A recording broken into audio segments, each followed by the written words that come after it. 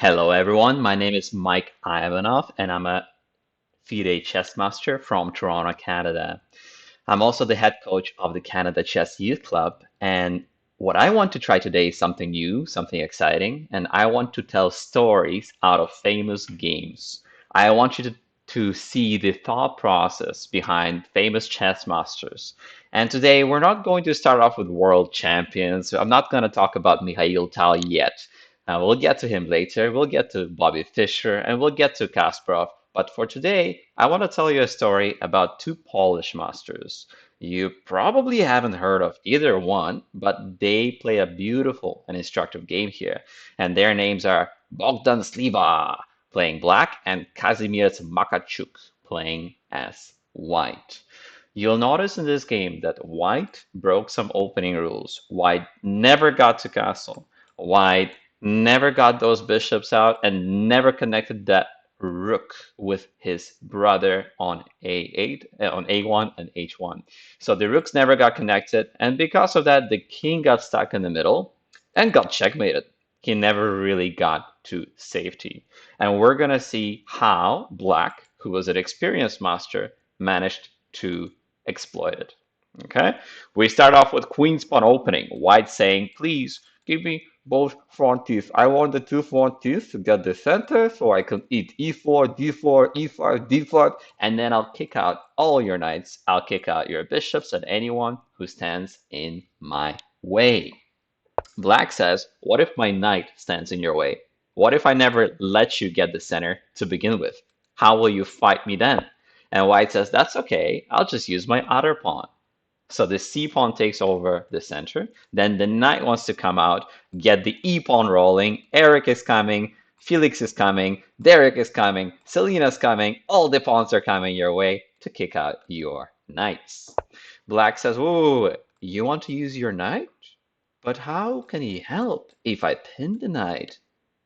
How can he help if he can't protect e4?" And suddenly we get the Nimzo Indian defense.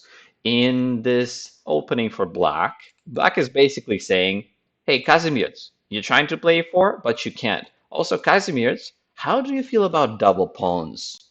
Can I break up your pawns a little bit and then blockade them and eat them one by one for breakfast? And White says, no, my queen will make sure you never get the chance. So Kazimierz makes sure that the knight is protected, also starts looking at e4. He has dreams that one day he'll play e4, kick out that knight, get the whole center rolling, and then Black's king is in trouble. Instead, Bogdan says, wait, queen, were you back home protecting this pawn? So who's protecting the pawn now? No babysitters for the pawn? So do you want to push the pawn and kick away my knight? But what if I just eat you? You can't do that. Your knight is pinned. So you can't kick away my knight. And if you want to play e3, then who's playing e4? The pawn can't have the cake and eat it too. You can't do two things at the same time, pawn. You have to choose. So instead, Kazimierz decides to defend with the knight. With the second knight coming out, we got e4 in the agenda again, and kick out the knight on f6, no chimney knight, and the center's well guarded. Black says, okay, fine. If you play e4, at least I'll stop you from kicking me. And White says, can I have your bishop pair, please? Up to this point, both sides are following the rules. White is trying to get the center, taking out pieces, doing everything right. And so is Black, taking out knights before bishops. He's being a good boy too. But very soon, White starts playing more like a beginner. White starts playing like a little kid who likes pushing pawns around. And we'll see that it's not a good idea.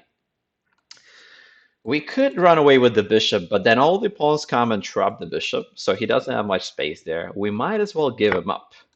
Of course, the queen should take back, because we didn't put the queen here just so we can take back with the pawn. The whole idea of the queen being on c2 is that she can help.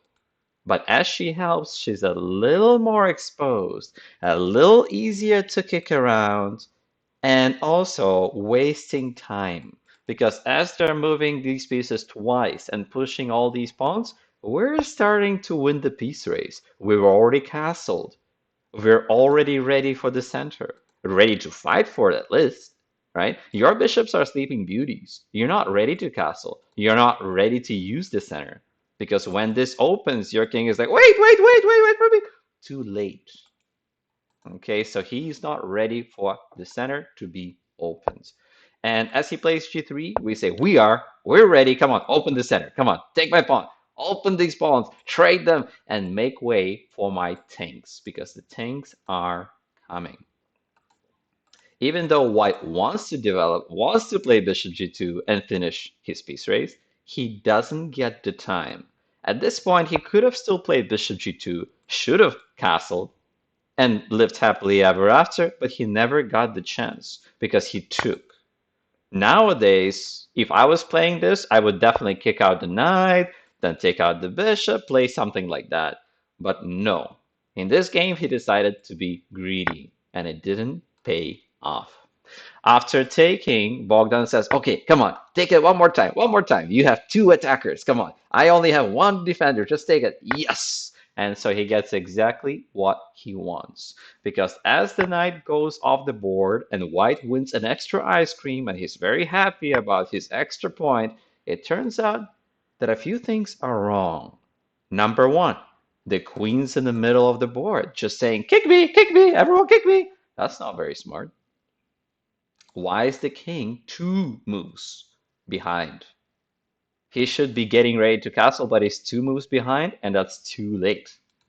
And as we start kicking the queen around the board, it turns out that the rooks are not connected and never will be. And that will cost him the game. Okay? When the queen comes back, this is called developing with tempo. I'm sure that Nimzovich would be very proud of the knight getting into the center, improving himself, looking at Felix, the weakest pawn in chess, and saying hi to the queen. The queen has to run away, but it doesn't know where to. It tries to run here. Ooh, it wants to go back home, but the bishop will be waiting. It wants to run to safety, but it has no safe squares. It's not like that's a safe square. Black says, are you sure you want the truck looking at you? The king is on the file, queen's now on the file, your bishop is stuck and it can't come out, and there's a truck getting ready to hit you. Now you can say, wait, there's a street light in the way. The road is not open yet, but it will be. You can bet the road will open. And then the queen regrets ever coming here. In the actual game, Black says, let me just develop with tempo. And if you want, you can even fork me. Come on, fork me. The fork won't help because of all these discoveries. For example, knight takes pawn, discovers the rook, and the rook discovers the queen. Perfect discovered attack. Okay? And also, white, did you want to castle? Is that what you're going for here? Is that what you want? You want to attack my knight and then castle your king and live happily ever after? No, because I have the discovery. Out of nowhere, we discover your queen and your pawn. If you have to run away, I win your queen. Okay, your king never gets to castle. Okay, suddenly white is panicking. White is saying, no. Bishop, I don't like you. Go away. You're scaring me. And so even though the bishop is under attack, does he have to move? White is asking, can you please go away? I'll kick you again. You go to g6, far away. I kick away your knight. I castle my king. I get out my bishop. I get the 2 pretty bishops. I get the rooks on the highway, and I win. Nope, keep dreaming. Never happens. Okay. Instead, we give up the bishop. If you want it, you can have it. But you've been pushing too many pawns, don't you think? 1 pawn move, 2 pawn move, 3 pawn move, 4 pawn move, 5 pawn move. How many pawn moves do you need in your piece race? And how are these guys feeling about that? Are they a little bit insulted that the king will never get to castle because of measly pawns? Really? Is that what you want? And so at the price of a bishop, we get an overwhelming attack. Suddenly the rook comes in, and soon white has to start giving pieces just to survive. It's not going to last very long, I can assure you. Because when the queen runs away, We get the trucks on the highway. They're not even trucks anymore. They're just tanks. And the tanks fire away. So when you take my knight, checkmate. Okay. I'm sure that Kazimierz saw that. He was a master after all. He looked at the bishop, didn't find it very tasty, and instead tried and failed, tried to finish the piece race. He was hoping to get more pieces in, including the bishops, but it was too late. The other rook comes in, joins the party. Every piece in the party for a good attack. If one piece is sleeping, there is something wrong in the party. Something is off. Okay? So all the rooks fire away. And if the rook comes in, the discovery looks very scary. Okay, for example, knight c5, queen runs away, checkmate. Smothered mate. Okay. At this point, white was getting freaked out. He said, no, I have to run away with the bishop. Bishop, go save yourself. And then later, you can checkmate their king. Nah, never happens. We get rid of him. We discover the queen, we open up the things, and we start firing away. As the queen takes back, we ask ourselves, hey, white, what are you going to do next? Are you castling? You're trying to castle, right? You're going to take out your bishop, maybe put a pawn here, maybe take out the bishop and castle, right? That's your plan? What if you go away? Like, let's say my bishop goes away, you'll play here, right? And run away. No, you don't get to do that. You don't get to take out your bishop today.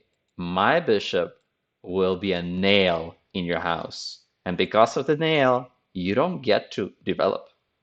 I'm already saying hi to your rook. And can you eat me? No. Can you eat me with the queen? No. My queen is waiting for mate. Your queen is overloaded.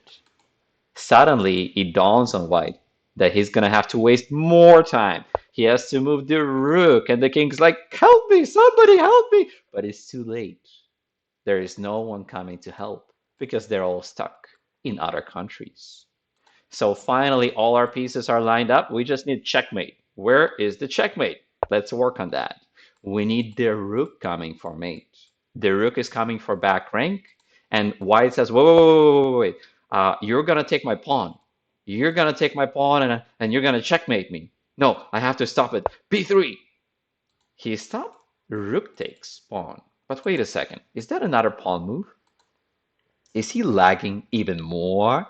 Lagging behind, pushing more pawns, not taking out the bishop, not connecting the rooks, not securing the king. Oh, with that many bad moves, how will you survive? Says Bogdan and invades the house. Suddenly the rook is coming in for mate. And if you ever try to push it, that'll just help my bishop. You could never push your pawn. We always had mate on d1. Okay, the queen can never take. I have the same mate. And if you try to help with your queen, you're not really helping much because you're disconnecting the rooks even more. And so, if you're hungry for the bishop, have the bishop anytime. It's always poisoned. For example, pawn takes, checkmate. The bishop is always poisoned and it doesn't allow the king to run. He can't run anywhere even if he wanted to. He's too stuck in this box. All right. And so the queen is coming in to say hi to Felix. The rook is coming in to say hi to Eric. And their pieces cannot come in because they're trapped in different countries. Okay, let's see the finish to this beautiful game. White says, maybe my rook can help, maybe, and trade off your attackers, maybe, get rid of your tanks, maybe. No, not today. Black starts looking at the rook, starts looking for tactics, starts looking for mate, because at this point, we already have mate ideas. For example, rook goes here, and we take the rook and checkmate. Okay, we have tactics with queen c3 coming in. And white says, no, I have to stop you. How do I stop you? You have queen takes a1. I have to save my rook b1. He tries to stop one threat, but he only stopped rook c2. He didn't stop all the threats, and the dark squares are still weak. And it doesn't stop a rook d1. A very nice tactic. Okay. Try to figure out why did we give up the rooks? Take 3 seconds. Why did we give up the rook on d1? Is it because we're nice? 3, 2, 1. No. We didn't give up the rook because we're nice. We gave up the rook because of mate next turn. Okay. All the pieces were in the attack, everyone involved in the party, and the white king never got to castle. So that's what happens when you push too many side pawns, and I get all my pieces to fight. Hope you enjoyed that story. And if you'd like to hear some more, you can always check out my lessons at Canada Chess Youth Club or my camps at masterchess.ca. The links are on your bottom right corner. All the best, and until next time. Bye bye.